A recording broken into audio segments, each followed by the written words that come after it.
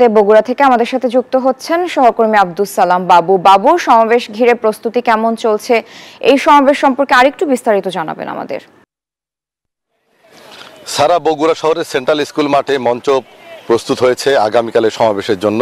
শুধু মঞ্চ নয়, রাজশাহী রংপুর বিভাগের লাখো তরুণ প্রস্তুত রয়েছে এই সমাবেশে অংশ নেওয়ার জন্য।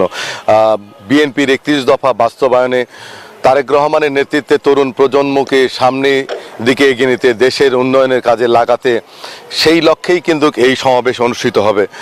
বগুড়া জেলার ছাত্রদল, যুবদল, স্বেচ্ছাসেবক দল তারা ব্যাপক প্রস্তুতি নিয়েছে। তার পাশাপাশি রাজশাহী এবং রংপুর বিভাগের প্রতিটি ইউনিট তারা প্রস্তুত রয়েছে এই সমাবেশে অংশ নেওয়ার জন্য।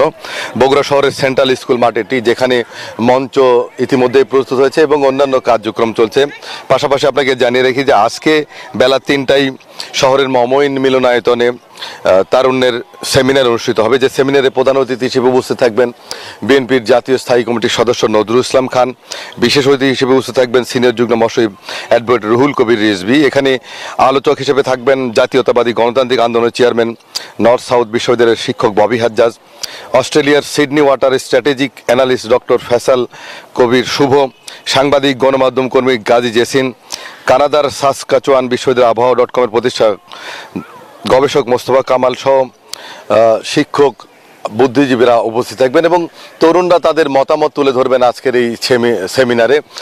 তাদের মতামতকে প্রাধান্য দিয়ে আগামী দিনে বিএনপির ভারপ্রাপ্ত চেয়ারম্যান তারেক রহমান যে দেশ গঠন করতে চায়, সমৃদ্ধির পথে দেশকে এগিয়ে নিয়ে যেতে চান, হয়তোবা বিএনপির ৩১ দফা রয়েছে, সেই রূপরেখায় তারুণ্যের যে ভাবনা উঠে আসবে, সেই ভাবনাও সংযুক্ত হবে বলে আমরা জানতে পেরেছি। গতকাল বগুড়ায় যুবদলের নেতৃবৃন্দ, স্বেচ্ছাসেবক দল এবং ছাত্রদল নেতৃবৃন্দ সাংবাদিক সম্মেলন করে জানিয়েছেন এই সেমিনার এবং সমাবেশের প্রস্তুতি বিষয়ে। সব মিলিয়ে প্রস্তুত বগুড়া, রংপুর এবং রাজশাহী বিভাগীয় সমাবেশের জন্য, এবং লাখো তরুণের সমাবেশের মধ্য দিয়ে সফল হবে বলে মনে করছেন এখানকার নেতৃবৃন্দ।